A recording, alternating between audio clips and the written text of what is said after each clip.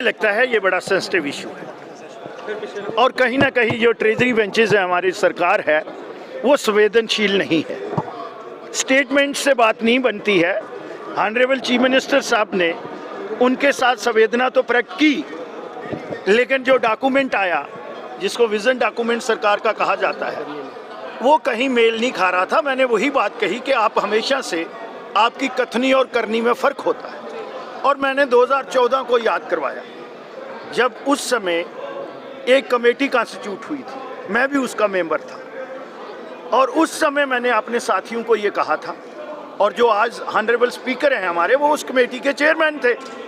तो मैंने ये कहा कि इन लोगों को रेगुलाइज कर दो, 58 से 60 नहीं करो लेकिन इन लोगों को रेगुलाइज कर दो, क्योंकि ये ह्यूमन इशू है जो आज ये यहाँ हाउस पे कहीं ना कहीं उनकी सिंपैथी लेने के लिए ये बात कर रहे हैं।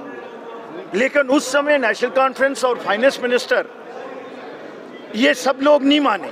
कारण ये था कि उसमें 16,071 जो थे वो जम्मू के थे और 7,500 जो थे कश्मीर में थे और कारण ये था कि वहाँ उन्होंने 11,000 पहले ही रेगुलाइज कर लिए थे। 11,000 उन्होंने उस समय और एक 2 कॉन्स्टिट्यूएंसी में उस समय के पीएचई मिनिस्टर और फाइनेंस मिनिस्टर ने अपनी 2 कॉन्स्टिट्यूएंसी में 1600 आदमी रेगुलाइज कर लिया। रूल ऑफ लॉ की सेंस को कहीं पर वेल नहीं किया, पिक एंड चूज किया। तो I put my foot down और इन्होंने उस समय मुझे 10,000 की एक लिस्ट दी। वो लिस्ट आज भी मेरे पास है, हैंड रिटन, मेरे सहयोगी ने दी कि आप इतने और ऐड कर लो क्योंकि कश्मीर में कम है। मैंने कहा 11,000 आगे हैं, आपने रेगुलाइज कर लिए, जम्मू का कोई नहीं किया और 7,000 18 हो जाते हैं। यहाँ तो 1671 है और जम्मू का एरिया भी ज़्यादा है, हिली टेरन है और यहाँ बाई स्टेजेस पानी देना पड़ता है, वहाँ बाई ग्रेविटी पानी आता है। तो मेरे पास बहुत कुछ है। तभी मैंने कहा कि आप लोगों की कथनी और करनी में डे 1 से फ़र्क रहा है और कश्मीर सेनेट जो पार्टी हैं, चाहे वो पीडीपी हो या नेशनल कॉन्फ्रेंस हो, उन्होंने जम्मू रीजन से और उनकी सहयोगी कांग्रेस भी थी। मैं अगर कांग्रेस से बाहर आया तो यही था कि वो जम्मू के साथ डिस्पैरिटी करते थे और हम लोगों को कहते थे कि आप 2.5 डिस्ट्रिक्ट हैं। तो वो तो मेरे पास रिकॉर्ड आज भी पड़ा हुआ है और on the floor of the house ये एडमिट हुआ है कि 23,711 जो हैं, 23,011 जो हैं वो लोग इस डिपार्टमेंट में काम करते हैं।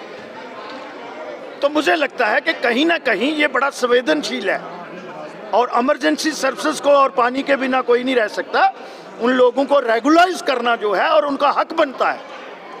SRO 64 फिर SRO 520 आया, पर ये सरकार तो कुछ बोली नहीं और ये कह के आए, वादा करके आए कि हम पहली कैबिनेट मीटिंग में उन लोगों को रेगुलाइज करेंगे और जो 32 या 33,000 असामी पड़ी हुई है वेकेंट, उनको हम 180 दिन में और एक पॉलिसी फ्रेम करेंगे। ना वो आज पॉलिसी नज़र आती है और जो इश्यू को डिबेट करने के लिए कभी स्टेट पे चले जाते हैं, कभी महाराजा को डिस्कस करते हैं और महाराजा के साथ इन लोगों ने क्या किया हुआ है वो भी हमें पता है। उनको इन्होंने जिला वतन किसने करवाया था, यही लोग थे, आज उसको ग्लोरीफाई करते हैं।